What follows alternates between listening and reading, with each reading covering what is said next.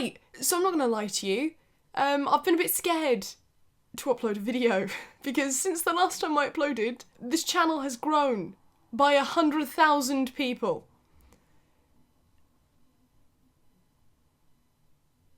What? And now I'm very intimidated.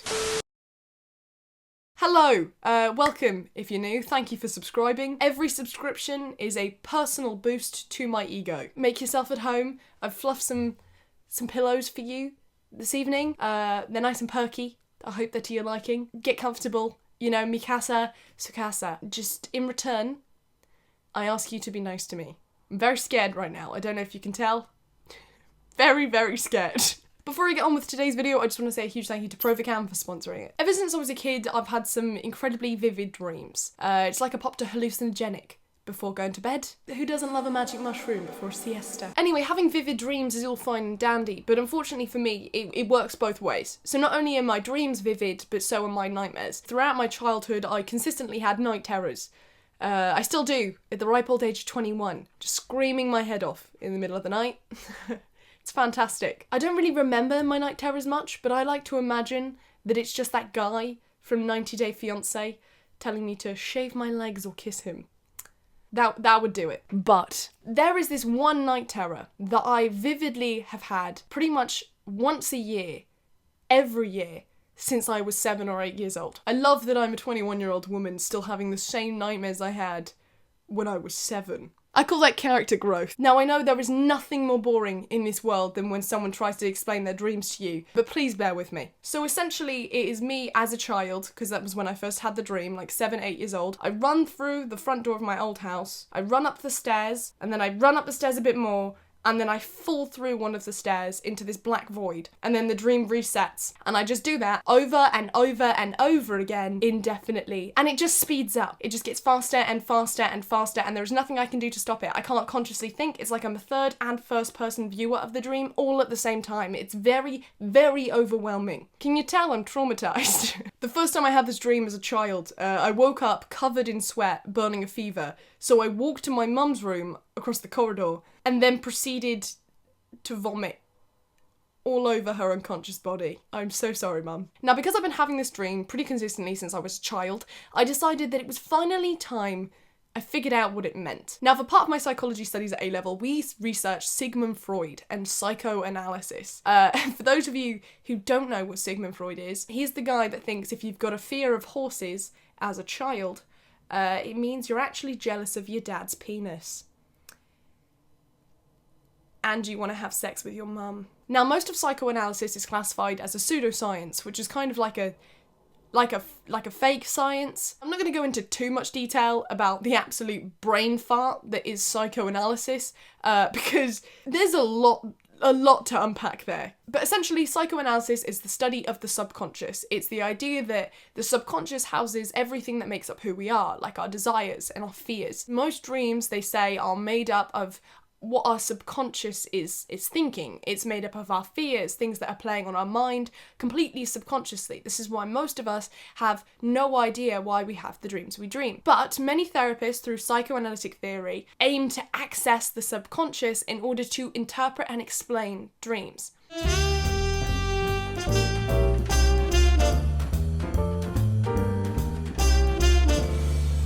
Can you see where we're going with this? Now, according to psychoanalytic dream analysis, which is such a mouthful, a dream contains 2 different types of content: manifest content and latent content. Manifest content is things that appear as you remember it. Now, the latent content is the suppressed symbolic meaning that can be derived from within the manifest content. So say, for example, you were driving a car on a summer's day and you stopped at a red light and you go right. And that's the dream. The latent content within that dream would be driving the car, stopping at the light, turning right. Those are the symbols in which we can try and derive meaning. You then use the symbols from within the dream to try and infer meaning, which will then hopefully help the person consciously resolve the issues that is causing the dream to occur in the first place. Now we've got all that information, I think it's about time I tell you what the whole point of today's video is. I think it's about time I learn why I've been having the exact same nightmare for 14 years.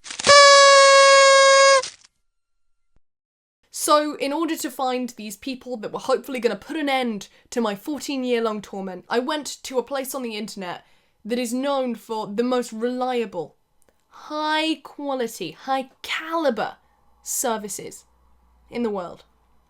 I went to Fiverr. So once on Fiverr, I hired the 3 highest rated dream interpreters.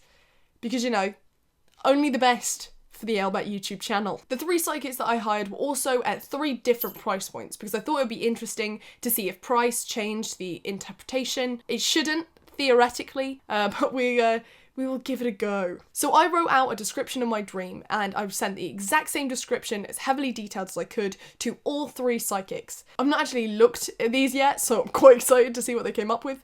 Maybe we can work out why I've been having the same nightmare for 14 years. Okay, so the first one is from Palm Reader. Sounds very authentic. I have read the dream description carefully and I do believe that the dream does not relate to something bad that is about to happen in the future. More likely it points to something that occurs in the present around you. It certainly is not a one-sided dream and has several aspects which need to be considered for meaning separately. So this is clearly Freud's psychoanalytic theory. They're breaking up my dream into symbols to try and infer meaning from them. The running part of the dream is often associated with an actual perception of things moving too quickly in real life. In other words, you might have an impression of things moving too quickly. So when you said in other words, you meant in the same words, because you've just repeated the same words twice. Possibly you feel as if you misspent your time in some way. This does not mean that this is actually the case, but often people subconsciously feel this. It might point towards some actual need for rest and relaxation. The aspect of you running up the stairs is generally always positive, as it points towards an actual rise in real life. The aspect of falling through might point towards some fear of failure in real life. Okay, so this is really interesting. For those of you that don't know me, I am a huge perfectionist, and with that comes a absurd level of fear of failure, which is ridiculous because we have to fail in this life and we have to fail to succeed. But for some reason, it scares me. Sometimes people with similar dreams are unsure of the steps they've taken recently in relation to their career. This might be the case with you, or alternatively, it might point towards you being on a crossroads in some sort and not being sure of which path to take in life. Also, you might need some more quality time, simply doing things that fulfill you in contrast to doing things you must do anyway. Palm Reader coming in hot with the tea.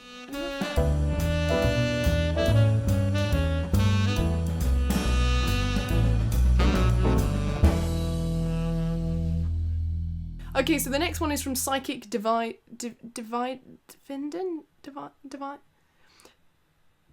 It's Psychic something. I can't read. This dream analysis cost me £14.29, and I've just had a look, and it's essentially 12 lines long. Homes represent your inner self. You will need to look at what you experienced as a child for extra content. Great. Stairs represent personal growth. So that is very similar to what the last psychic said, so this is obviously a key theme in psychoanalytic theory. Age 7 is when karma from past lives officially comes in. Your life path is all about paying off karmic debts and healing past life issues. Running up the stairs shows that you may be rushing to complete personal growth lessons. You have to take each personal growth lesson with a slow and steady mindset to take it all in. If you don't, you have to repeat the past life's karmas and or present life lessons again. A possible past life may point to where you rushed through life and life caught up to... Jesus fucking Christ! I've just found out I'm actually a terrible person. A possible past life may point to where you rushed through life and life caught up to you. Brackets. Suicides, murders, etc. You can't just put etc. after suicides and murders. It's not the kind of thing you just etc. It just makes it all seem very casual, like it was some kind of like grocery list. It's suicides and murders, not broccoli and bacon. You can't etc. it. This whole dream is just letting you know to take it easy. Take your time, grow as a person, make time for self-care and goal setting. Feel free to let me know if you need any clarity. Okay, so other than being told that I may have possibly killed myself or committed several murders in a past life, I would say that that's pretty similar to the other one.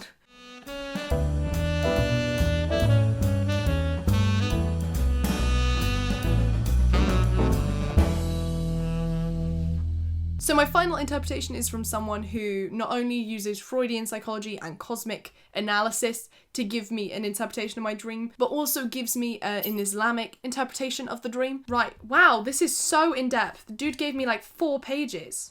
So this was my cheapest psychic, and they've actually given me the most information. So we're gonna go through that now. By looking at the symbols of your dream, I will say it is a bad dream, which is a bold assessment considering I did tell him that it was a reoccurring bad dream. However, you do not need to have any concerns. Reoccurring dreams do not imply that there's something bad going to happen to you. Rather, in most cases, they point out a persistent and ongoing problem in your life. Stairs. Seeing stairs in dreams is thought to be a good omen. Climbing up the stairs is considered to be a symbol of progress. Falling from stairs. Seeing yourself falling off the stairs could mean that you are making a mistake while aiming to do something great. As far as psychic factors are concerned, the dream about falling from a rooftop or a cliff or from the staircase depicts that you are worried about your career or status or fame or are afraid of loss.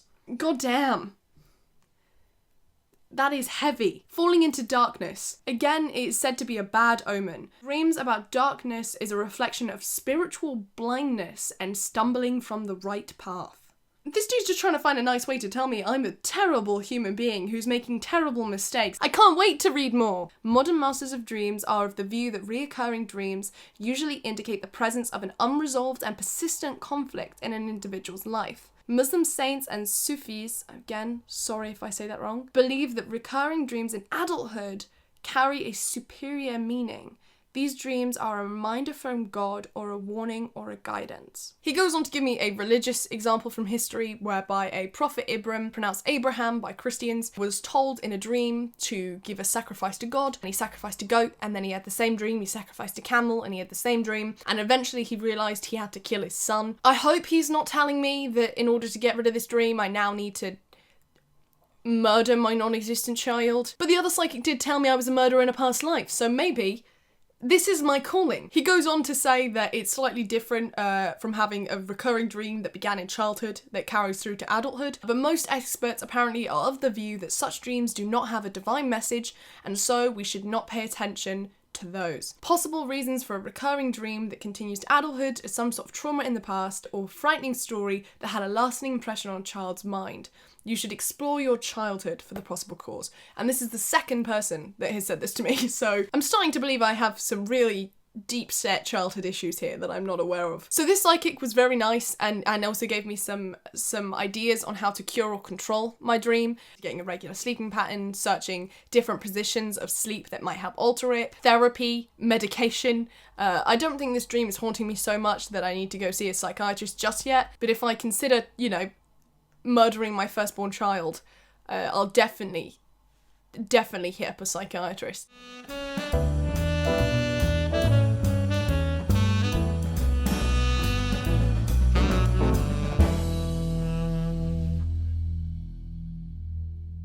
So that was it. Those were the 3 psychics' opinions on what my dream could potentially mean. So what have I learned from this?